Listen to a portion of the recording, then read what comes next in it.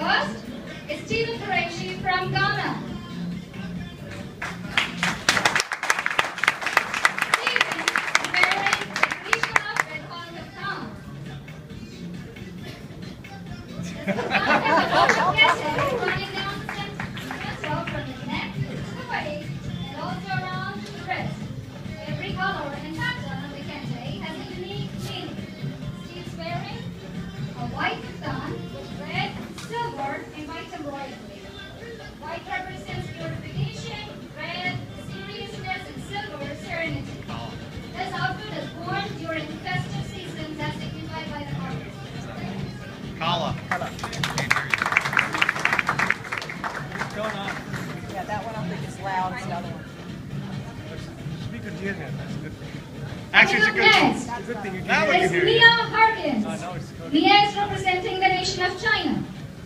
Mia is wearing a traditional Chinese dress called xiangsam, meaning long dress in Cantonese. The Chinese dress style was made to create an impression of simple and quiet charm, elegance, and neatness. There are different colors of Chinese dresses.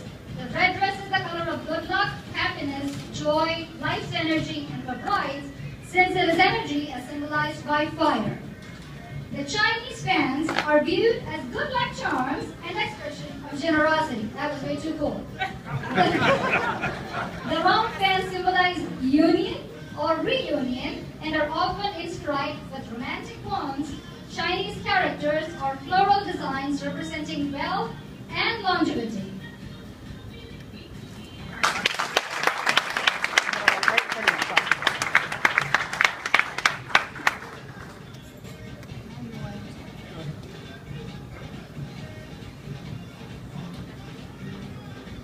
Coming up next, Susan Moncho Bakai, representing Northwest Cameroon. Susan is wearing a traditional two-piece attire. The bottom part of the outfit is called a raka, which is like a wraparound skirt. The top is known as buba. Each outfit is handmade and each design represents one's status. A young person, a middle-aged person, or a person of royalty. These outfits are traditionally worn for festivals at Quan, where the chiefs place. Unavailable? That's what the X means. This attire is different from a wedding attire, as the designs will be more intricate and it will be made in the form of a dress.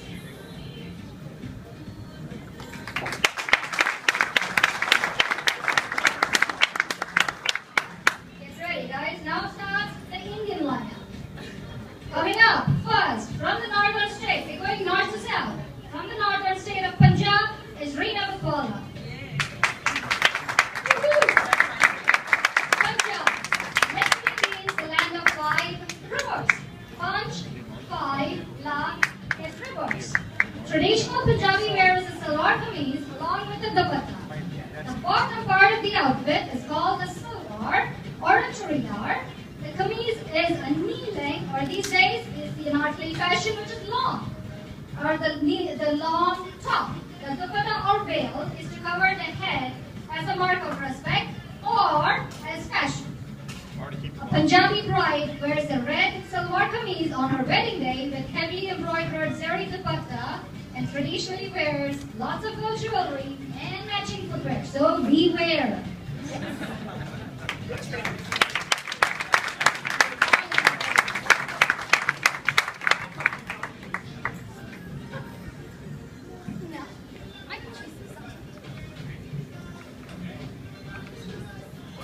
Okay, folks.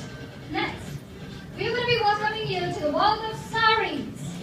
A sari is a strip of unstitched cloth worn by women ranging from 4 to 9 yards in length that is draped over the body in various styles that is native to the Indian subcontinent. Through the next few participants, you will get a glimpse of the various types and styles of drapes of saris. First person to show off the sari is Rashmi. Rashmi Iyer, representing the northern part of Uttar Pradesh called Uttaranchal. Rashmi is wearing the zari lehenga sari. This is very heavy embroidery and zari and chicken work. Not the eating chicken, it's chicken. Chikan. It's a type of embroidery.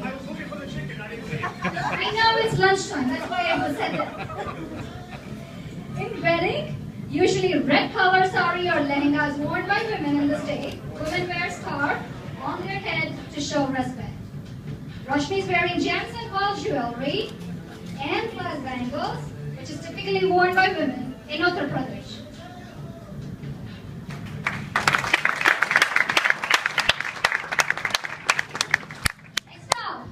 Next sari, Priya Srivastava, representing the state of Uttar Pradesh in Very India. respectful job.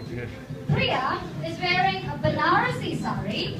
Banarasi saris are historically considered to be among the finest saris in India and are known for their gold and silver brocade or sari work, fine silk, open embroidery. These saris are made of finely woven silk and are decorated with intricate design, and because of these engravings, these saris are relatively heavy. These saris are an inevitable part of any Indian bride's collection.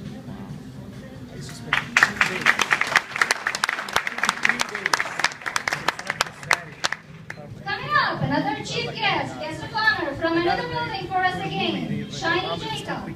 Shiny is representing the state of West Bengal in India. You probably have called it as Calcutta. Shiny is wearing a traditional red sari draped in the traditional Bengali way. In the traditional Bengali style, the sari is draped around the body without pleats, and the pillow is left loose by hanging over the left shoulder, often with a bunch of keys attached to it. The earlier generations of Bengali women preferred the style because of the sheer simplicity and utmost comfort. A Bengali bride is typically adorned in heavy Banarasi silk sari on her wedding day. Sari is either red in color like Shiny is wearing, or in white with red border. That's very typical Bengali pattern, and handcrafted beautifully with various ancient prints in zari or gold brocade work, and of course, with a whole lot of gold jewelry.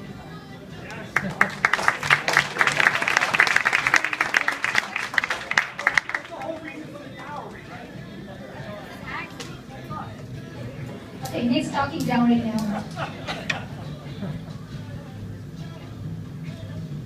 Coming up next, from the western state in India, Kripa Patel from the state of Gujarat. Kripa is also wearing a sari, but in the traditional Gujarati style known as Sida palo. Notice the difference? Shiny's palo was towards the back. She had thrown it over her shoulders towards the back.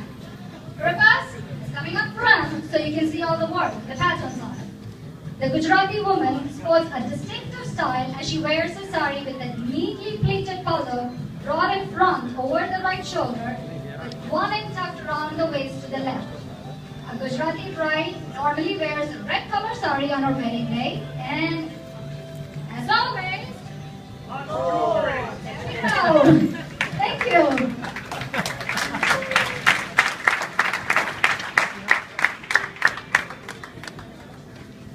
Coming next, Suhasini Gokhale from the state of Maharashtra, which you might also know as Mumbai.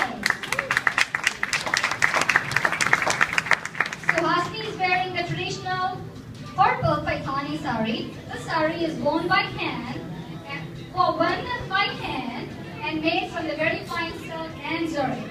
It is characterized by the borders of an oblique square design and the pallu with a peacock design. The kaleidoscopic effect is achieved by using one color for weaving lengthwise and another for weaving widthwise. Suhasini is also wearing Mangal Sutra, which is traditionally the chain that married women wear, again status unavailable, which contains black beads and is worn by married women as a symbol for energy and to connect two families. The Kanmani necklace with pearls, which represent purity. Maharashtrian bride wears yellow colored sari.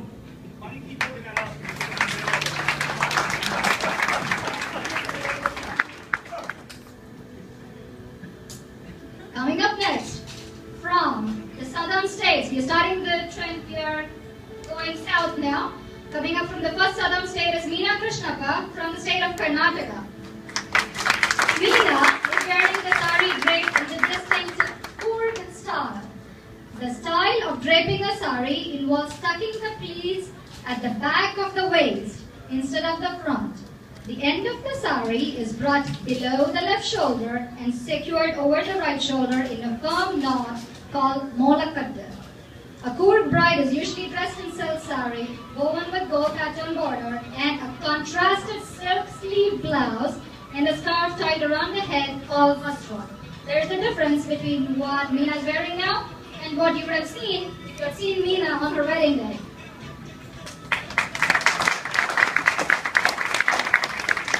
The next South Indian state, Brahma Devi Vishwanath, from the state of Tamil Nadu. Brahma is wearing a traditional Kanchipuram sari. These are world famous saris which have heavy gold brocade work and are very expensive. Saris woven from Kanchipuram, Tamil Nadu are protected by a geographical indication label certifying their origin.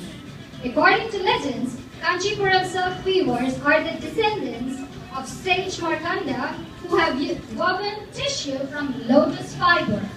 The method of weaving a Kanchipuram sari is slightly different from the usual method of weaving saris.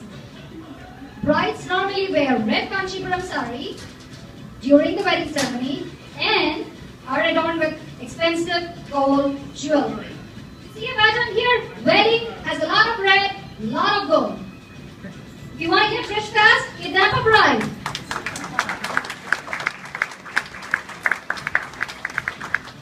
Our last sari representation here is from the southernmost state of Kerala, and we have Harini Kannan representing the state of Kerala.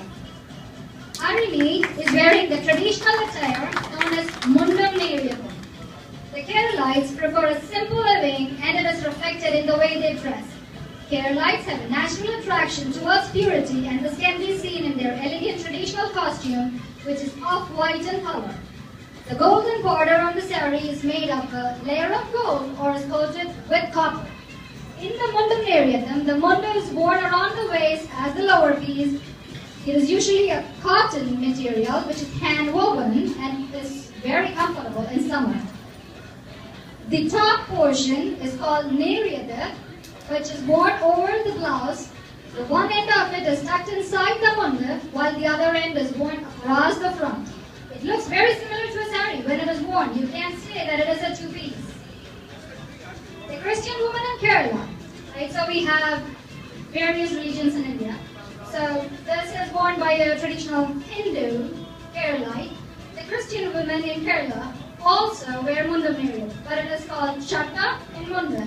They wear munda with a fan-shaped fold at the back.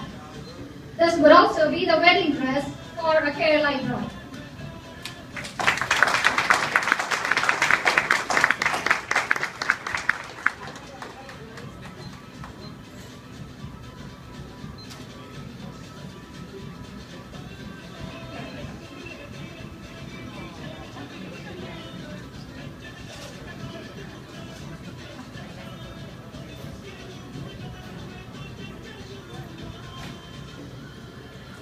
Okay, we now have another guest, real chief guest, right? Our next participant is really special. He's making a special appearance today for us. He's 80 years old, and he is Omar.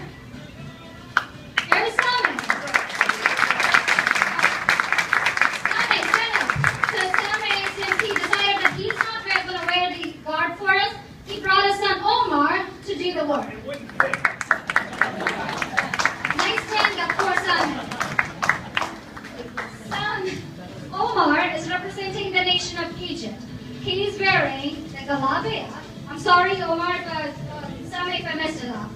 A traditional Egyptian garment native to the Nile Valley. Galabia has a wider cut, no collar, and longer, wider sleeves. The colors are often white in summer. During winter, thicker fabric in other colors such as gray, dark green, olive, blue, tan, or striped fabrics are used. The garment is traditionally worn with a turban called amama, but we're going to spare Omar of the trouble because he has kindly really come up and help us out with wearing this dress. Stand right there, buddy.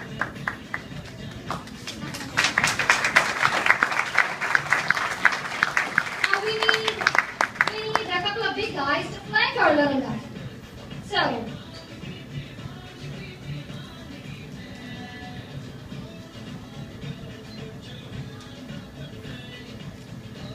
okay.